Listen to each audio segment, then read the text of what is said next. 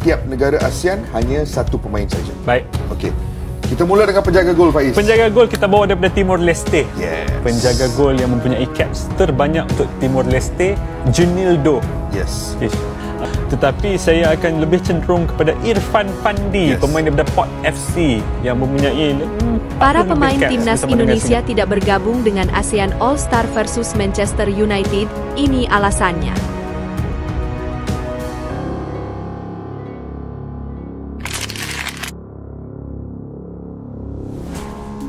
Breaking news, guys. Ada info baru nih. Berikut ya, 4 pemain keturunan yang merumput di Liga Jerman Bundesliga. Dikabarkan 4 pemain ini bisa memperkuat timnas Indonesia. Siapa aja nih? Laurin Ulrich yang bermain di VfB. Daftar 4 calon pemain naturalisasi timnas Indonesia jelang laga lawan Cina.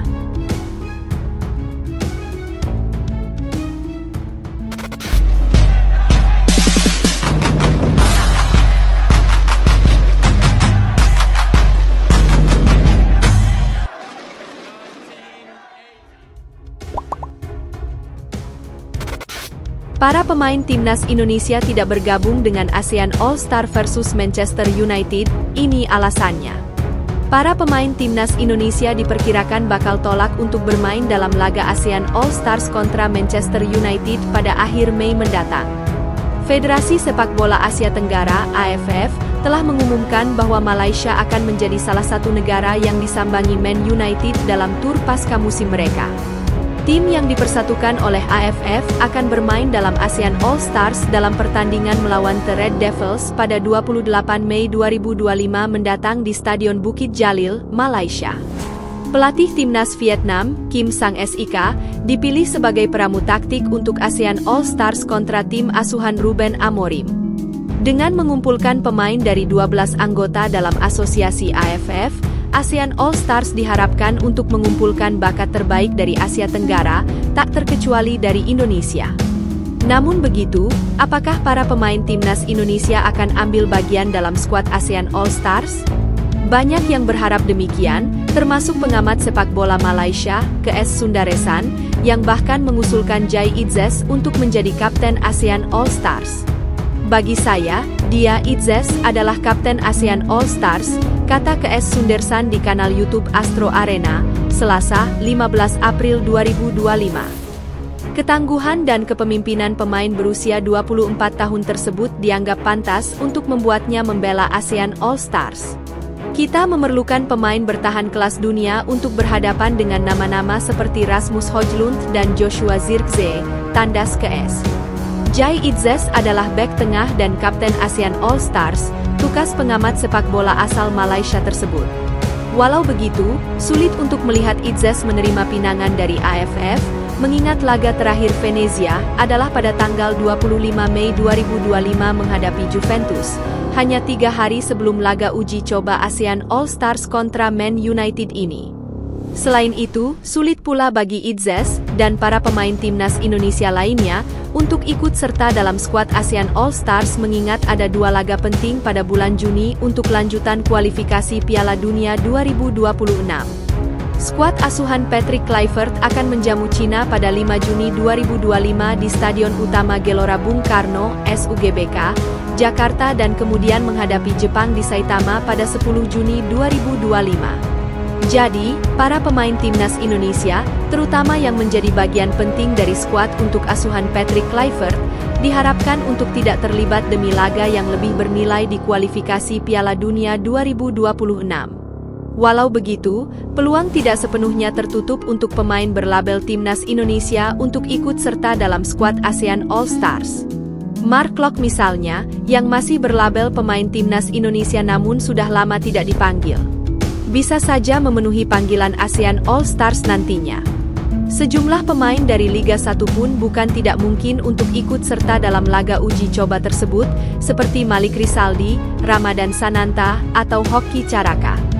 Kemudian, para pemain yang berkarir di Asia Tenggara, seperti Asnawi Mangkualam dan Pratama Arhan, yang tak masuk skuad final Patrick Kluivert pada 2 laga di bulan Maret melawan Australia dan Bahrain, bisa termasuk dalam tim ASEAN All-Stars. Daftar 4 calon pemain naturalisasi Timnas Indonesia jelang laga lawan Cina. Timnas Indonesia kini tengah dikaitkan dengan gelandang serang milik Stuttgart 2, Laurin Ulrich. Nama Laurin Ulrich mencuat setelah kedapatan telah memfollow agen pemain yang acap kali salurkan pemain keturunan untuk bergabung ke Timnas Indonesia, Fardi Bahdim. Secara garis keturunan, Laurin Ulrich memiliki darah keturunan Indonesia dari kakeknya, pihak ayah, yang asli kelahiran Surabaya, Jawa Timur. Pemain Stuttgart 2 itu masih eligible untuk dinaturalisasi Timnas Indonesia karena tercatat belum pernah membela Timnas Jerman senior. Catatan statistik. 1. VfB Stuttgart 2, 34 pertandingan, 5 gol, 15 assist, 5 kartu kuning, 1 kartu kuning kedua dan 8.699 menit bermain. 2. VfB Stuttgart U17, 27 pertandingan, 12 gol, 12 assist, 2 kartu kuning dan 2.253 menit bermain. 3. VfB Stuttgart U19, 21 pertandingan, 3 gol, 4 assist, 1 kartu kuning dan 1.369 menit bermain. 4. SSV Ulm 1846, 5 pertandingan, 1 kartu kuning dan 70 menit bermain. Yang kedua, kiper FC Augsburg, Daniel Klein jadi kandidat pemain keturunan yang bisa dinaturalisasi Timnas Indonesia. Bahkan disebutkan, Daniel Klein dikabarkan sudah menyatakan ketertarikannya untuk membela Timnas Indonesia.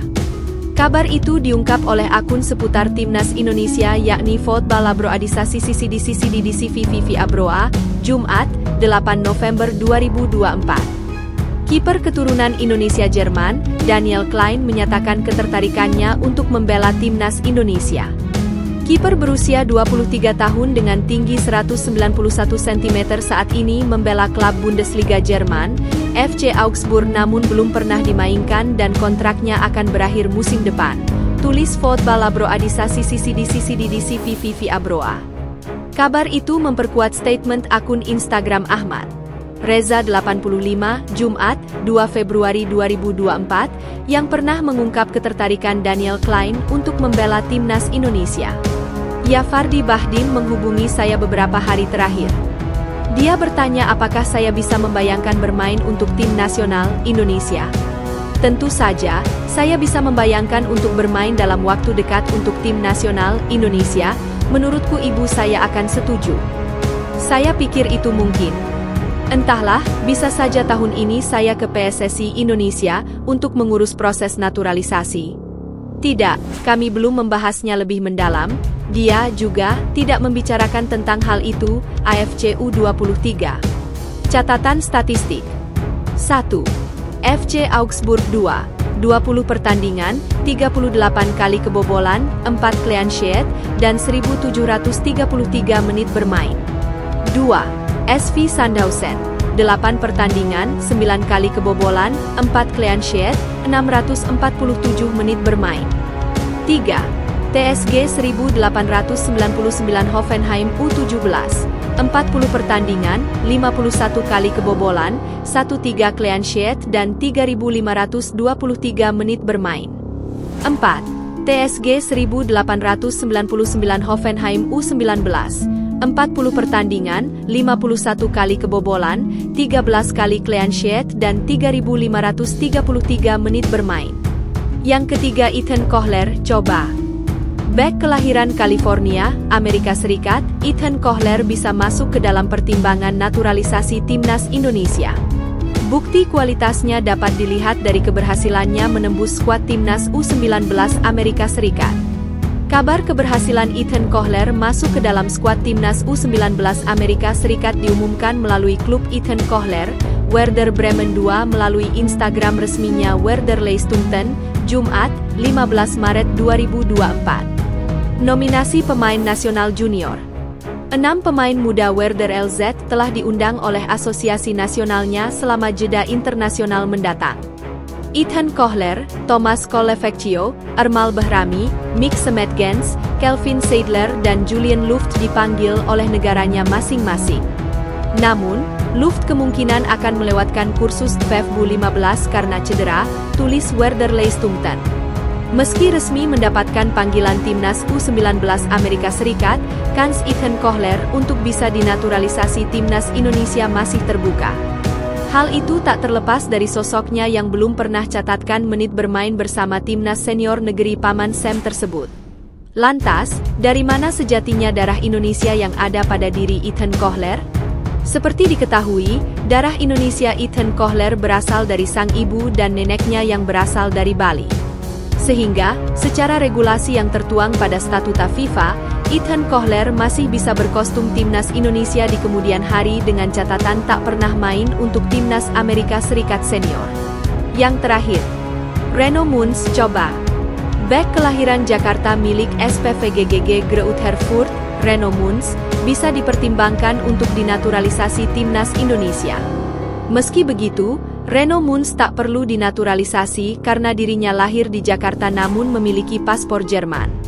Sehingga, PSSI hanya tinggal menanyakan kesediaannya untuk membela timnas Indonesia saja tanpa harus mengurus berkas naturalisasi. Lantas, bagaimana kiprah sejauh ini Reno Muns? Dikutip dari Transfermarkt, Reno Muns terkini membela klub kasta kedua Bundesliga, Greut Herfurth. Sebelum bergabung dengan Greut Herfurth, Reno Muns catatkan caps bersama Bayer Leverkusen U19. Reno Muns mulai diganjar kontrak profesional oleh Greut Herfurth per 1 Juli 2024. Usianya yang terbilang masih sangat muda yakni 19 tahun tentu bisa diproyeksikan Patrick Kluivert untuk proyeksi jangka panjang. Patrick Kluivert bisa memanggil Reno Muns di beberapa kelompok usia berbeda. Di antaranya adalah U20, U21, U22, U23 hingga Timnas Indonesia Senior. Bicara peluang, kans Timnas Indonesia untuk bisa mendapatkan Reno Muns terbuka lebar. Pasalnya, Reno Muns juga dikabarkan tertarik untuk membela Timnas Indonesia. Catatan statistik.